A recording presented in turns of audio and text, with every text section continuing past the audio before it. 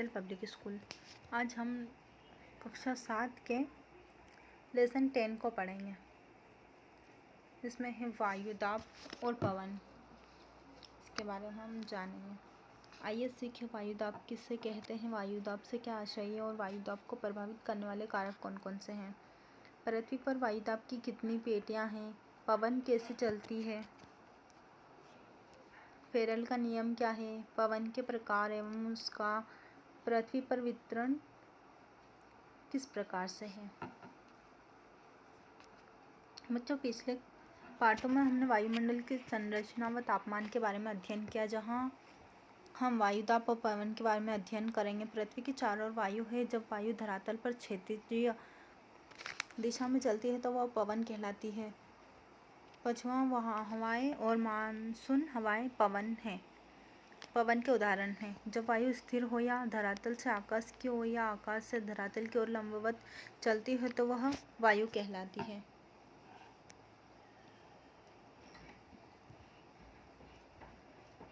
वायु दाब से आशय। वायु दाब से आशय वायु विभिन्न गैसों का मिश्रण है। वायु का अपना भार होता है। धरातल पर या सागर पर तल पर वायु का यह भार वायु दाब कहलाता है। दूसरे शब्दों में पृथ्वी की सतह पर वायुमंडल अपने भार के कारण जो दबाव डालता है उसे वायु दाब कहते हैं। वायु दाब को नापने की इकाई मिलीबार कहलाती है। ये देखिए, वायु दाबी यंत्र, इस यंत्र के माध्यम से हम समझ सकते हैं इस पूरे पैराग्राफ को। वायु दाब जानने के लिए वायु दाब मापी यंत्र देखिए 20 का उपयोग किया गया। 20 ये यहाँ जो भी मैंने आपको बताया वहीं पर। वायु दाब को प्रभावित करने वाले कारक। हमारी पृथ्वी पर वायु का दाब सभी स्थानों पर एक समान नहीं होता। सागर सतह पर वायु दाब अधिक होता है। समुद्र सतह पर वायुमंडलीय दाब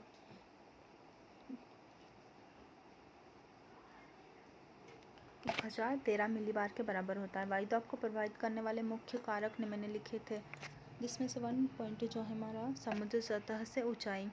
सागरीय तल पर वायुमंडल का भार सर्वाधिक होता है, यानी सर्वाधिक मतलब अधिक होता है। लेकिन सागरीय सतह से ऊंचाई बढ़ने पर हवा का भार कम होता जाता है। इसलिए ऊंचे पर्वतीय क्षेत्रों में हवा की कमी के कारण पर्वतारोही ऑक्सीजन गैस सिलेंडर का प्रयोग सांस लेने हेतु करते हैं। अब सेकंड पॉइंट है तापमान। तापमान के बढ़ने पर हवा फैलने के कारण हवा हल्की होकर ऊपर उठती है, जिससे वायु का भार कम होता है। इसके विपरीत तापमान के कम होने पर वायु भारी हो जाती है और वायु दाब अधिक हो जाता है। उपरोक्त कारणों के अतिरिक्त पृथ्वी का घूमना, जल वाष्प भी वायु दाब को प्रभावित करता है। वायु दाब की पेटियां। पृथ्वी पर वायु दाब का वितरण समान नहीं है। पृथ्वी पर वायु दाब सामान्य 2 प्रकार से व्यक्त होता है। फर्स्ट है उच्च वायु दाब, सेकंड है निम्न वायु दाब। गर्म वायु में दाब कम और ठंडी वायु में दाब अधिक रहता है। धरातल पर वायु दाब की 4 पेटियां निम्न अनुसार है, यानी जो दे रखा है चित्र, ये देखिए, ये यहाँ से यहाँ तक, इस चित्र को देखिए। इस चित्र के माध्यम से हम समझ सकते हैं। और यह देखिए, भूमध्य रेखीय निम्न वायु दाब की पेटी 0% से 10 अक्षांश तक उत्तरी व दक्षिणी गोलार्धों में। दूसरा है उपोक्ष उच्च वायु दाब पेटियां 30 सेल्सियस से 35 सेल्सियस अक्षांशों के मध्य दोनों गोलार्धों में। तीसरा है हमारा उप ध्रुवीय निम्न वायु दाब पेटियां 60 सेल्सियस से 65 सेल्सियस के अक्षांशों के मध्य दोनों गोलार्धों में। चौथा है ध्रुवीय उच्च वायु दाब पेटियां 85 सेल्सियस से 90 सेल्सियस अक्षांशों के मध्य दोनों गोलार्धों में। अब है पवन। पवन मतलब हवा। अब है हवा जब क्षैतिजीय चलती है तो उसे पवन कहा जाता है। हवाएं अधिक ताप से कम दाब वाले क्षेत्रों की ओर चलती है। पवन की गति को पवन वे गमानी यंत्र देखिए चित्र 22 से जाना जाता है। पवन की दिशा को दिक् सूचक यंत्र देखिए चित्र क्रमांक 23 द्वारा ज्ञात करते हैं। हवाओं की चलने की दिशाएं फेरल के नियम अनुसार निर्धारित होती हैं। ये देखिए, ये पवन वेगमानी और यह है दिक् सूचक यानी सूचना देने वाला। फेरल का नियम देखिए। अब महान वैज्ञानिक फेरल ने यह नियम प्रतिपादित किया है कि पृथ्वी की घूर्णन गति के कारण हवाएं एवं सागरीय जलधाराएं उत्तरी गोलार्ध में अपनी दाहिनी ओर तथा दक्षिणी गोलार्ध में अपनी बाईं ओर मुड़ जाती हैं। पवनों के प्रकार एवं वितरण। भूतल पर बहने वाली पवनों को निम्नलिखित प्रकारों से विभाजित किया जा सकता है। ये देखिए, पवनों के प्रकार: स्थायी पवनें, सामयिक पवनें, स्थानीय पवनें और अन्य पवनें। इसमें है व्यापारिक पवनें। स्थायी पवनें में देखिए व्यापारिक पवनें, पछुआ पवनें, ध्रुवीय पवनें। सामयिक पवनें में है मानसूनी पवनें। स्थानीय पवनें में है जल समीर, इसमें है थल समीर। अन्य पवनों में है चक्रवात और प्रति चक्रवात।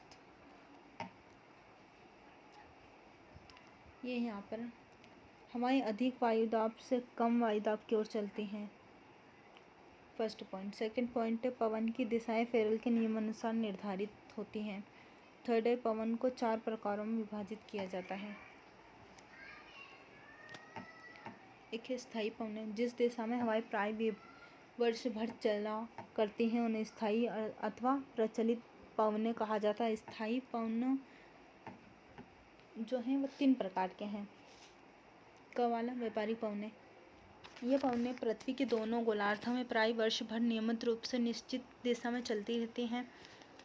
स्थायी हवाएं वायुभार की पेटियों से संबंधित वायुभार पेटियों के मध्य में हवाएं निरंतर अधिक भार से कम भार की ओर चलती है। उत्तरी गोलार्ध में ये पवनें उत्तर पूर्व से दक्षिणी पश्चिम की ओर तथा दक्षिणी गोलार्ध में दक्षिण पूर्व से उत्तर पश्चिम की ओर चलती हैं। प्राचीन काल में व्यापारी पालयुक्त जलयानों के संचालन में इन पवनों का उपयोग करते थे। अब है पछुआ पवनें। ये पवनें दोनों गोलार्धों में वर्ष भर निश्चित दिशा में उच्च वायुदाब से उपध्रुवीय निम्न वायुदाब की ओर चलती है। इनकी दिशा उत्तरी गोलार्ध में दक्षिण पश्चिम से उत्तर पूर्व की ओर तथा दक्षिणी गोलार्ध में उत्तर पश्चिम से दक्षिण की ओर होती है। ये देखिए स्थायी पवनें। अब है ध्रुवीय पवनें। गवाला। ये पवनें दोनों गोलार्धों में ध्रुवीय उच्च दाब की पेटियों से उपध्रुवीय निम्न वायुदाब की पेटियों की ओर चलती हैं। इनकी दिशा उत्तरी गोलार्ध में उत्तर पूर्व से दक्षिण पश्चिम की ओर तथा दक्षिण गोलार्ध में दक्षिण पूर्व से उत्तर पश्चिम की ओर होती हैं। चूँकि ये हवाएं ध्रुवों से चलती हैं अतः ठंडी और शुष्क होती हैं। चित्र क्रमांक 4 में देखना है सब। अब ये देखिए सामयिक पवनें। Second point. जो पवनें वर्ष के किसी निश्चित अथवा समय अथवा ऋतु में चलती हैं तथा जिनकी दिशाएं निश्चित होती हैं यानी एक दिशा की ओर निश्चित होती हैं, उन्हें सामयिक पवनें कहा जाता है। ये देखिए यहाँ पर सामयिक पवनें कहा जाता है उन्हें। सामयिक पवनों का सबसे अच्छा उदाहरण मानसूनी पवनें। मानसून शब्द अरबी भाषा के मौसम शब्द से बना है जिसका तात्पर्य मौसम से होता है। किसी विशेष मौसम में चलने वाली इन हवाओं को मानसूनी पवनें कहा जाता है। एशिया महाद्वीप में ग्रीष्म एवं शीत ऋतु के तापमान में बहुत अंतर पाया जाता है। इस कारण में यह पवनें 6 माह में दिशा परिवर्तन करती रहती हैं। इन पवनों के 2 भागों में बांटा गया यह है ग्रीष्मकालीन मानसूनी पवनें और यह है शीतकालीन मानसूनी पवनें। ये पवनें ग्रीष्म ऋतु में समुद्र में स्थल की ओर तथा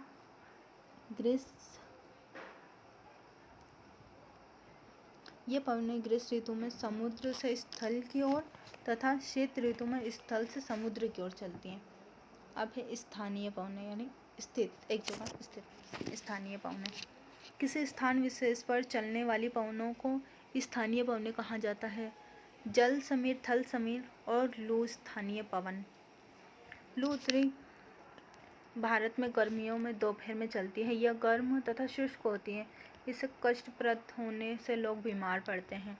दिन तथा रात्रि के समय जल थल के गर्म अथवा ठंडा होने से इन स्थानीय पवनों की उत्पत्ति होती है। जल समीर दिन के समय स्थल भाग जल की अपेक्षा शीघ्र गर्म हो जाता है, जिससे वहाँ पर निम्न वायुदाब और सागरीय भाग पर उच्च वायुदाब निर्मित हो जाता है। अतः जल से स्थल की ओर पवनें चलने लगती है। इन्हें जल समीर कहा जाता है। देखिए चित्र क्रमांक 25। अब हमारा सेकंड जो है वह है थल समीर। थल की अपेक्षा जल देर से गर्म और देर से ठंडा होता है। अतः रात्रि में स्थल भाग ठंडा और जल भाग गर्म रहता है। थल भाग पर उच्च वायुदाब तथा सागरीय भाग पर निम्न वायुदाब के कारण पवनें थल भाग से जल भाग की ओर चलती हैं, जिन्हें थल समीर कहते हैं। देखिए चित्र क्रमांक 26। ये देखिए दोनों चित्र, ये है जल समीर, यह है थल समीर का चित्र। ये कम दाब, इस शीतल समुद्री वायु, ये अधिक दाब जल, ये कम दाब, और ये है थल, ये उच्च दाब, ये थल। अब है अन्य पवनें। जिस प्रकार गतिशील पानी में भंवर पैदा होते हैं, उसी प्रकार वायु में चक्रवात उत्पन्न होते हैं। इनकी गति एक